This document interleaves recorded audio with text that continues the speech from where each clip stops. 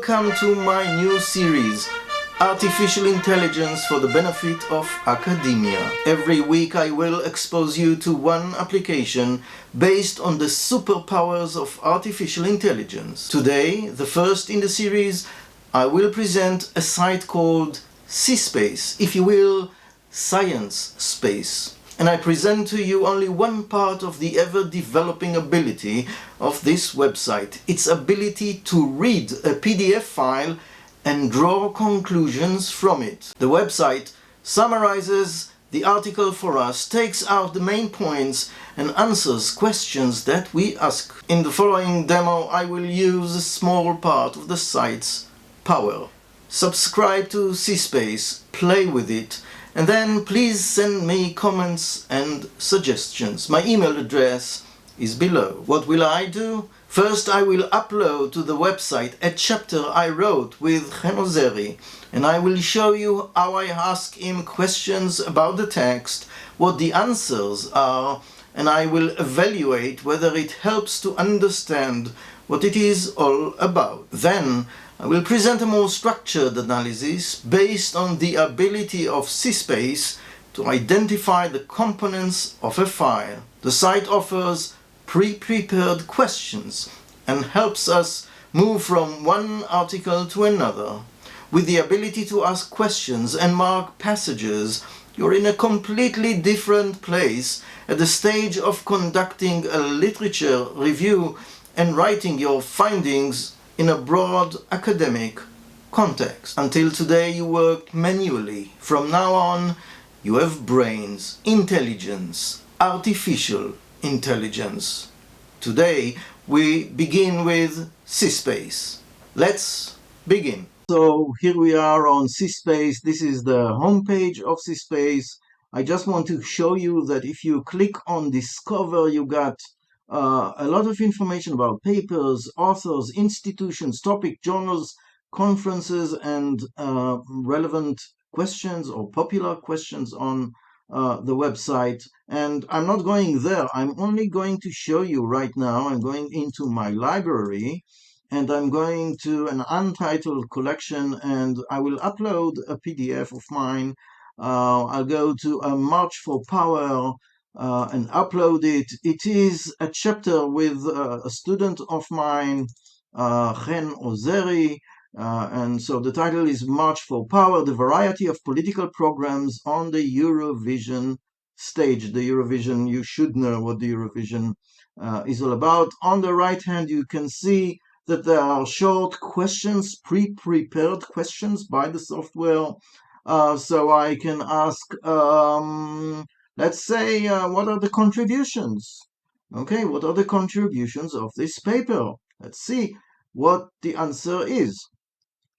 This paper reviews recent studies of political and political events on the Eurovision stage. It details several different forms of politics that creep into the supposedly apolitical stage of the Eurovision Song Contest. The paper advances beyond the now accepted truism, namely that the Eurovision is political. The authors provide an analysis of the variety of political strategies and events that recur in the Eurovision year after year. The paper contributes to the growing body of literature on the Eurovision and its political implications. Now, there's no abstract for this paper. Were I to write an abstract, here you have it. Okay, I can save this as a note.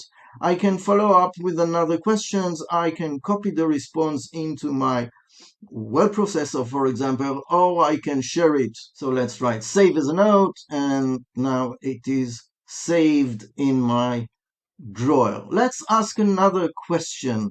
I know that there's some notes about Russia. What is the paper saying about Russia's place in the Eurovision? Okay, because I know I wrote the chapter, so I know there's some stuff about Russia. The paper does not specifically discuss Russia's place in the Eurovision, but it does provide a detailed analysis of the various political... Now, this is the wrong questions. If I ask it differently, how about Russia?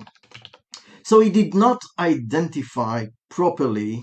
Let's see the other response. According to a new study mentioned in the paper, Russia remains loyal to its former satellites in the Eurovision, but with the years, the latter are less and less supportive of Russian song.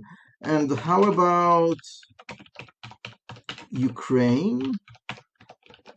Let's see if he knows anything about the Ukraine in this chapter. Ukraine's participation in the Eurovision has been marked by political tensions with Russia, which have spilled over into the contest. In recent years, Ukraine has used the Eurovision as a platform to express its political views and to challenge Russia's actions in Crimea and eastern Ukraine.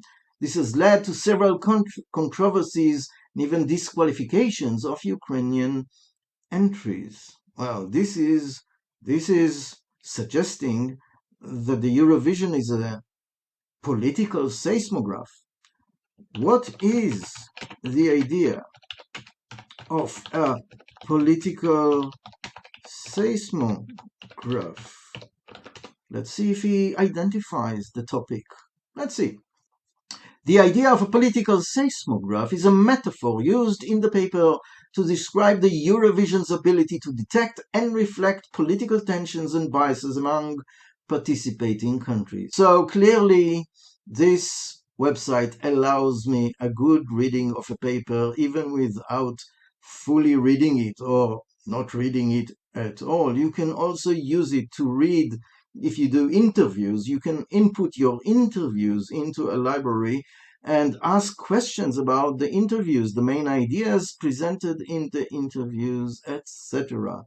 So, the applications of this science space software, Scispace, are amazing. It is currently free. I urge you to play with it and see how it comes. Let's go to a different paper. So I uploaded a paper called In Hate We Trust, the collectivization and habitualization of hatred. And you see down below there are pre-made questions. Let's see what the conclusions of this paper are. And he reads the paper and the conclusions from that paper. The paper concludes that the affective intentionality of hatred is distinctive in three interrelated ways. It is an overgeneralizing indeterminate affective focus. 2. Haters derive the extreme affective powers of the attitude not in reaction to any specific features or actions. And 3. In sharing this commitment to hate others, hatred involves a certain negative social dialectics, robustly reinforces itself and becomes entrenched as a shared habitus. Now you can ask questions and look up the citation. Anyway, this is amazing. Obviously you can share it and trace it and whatever.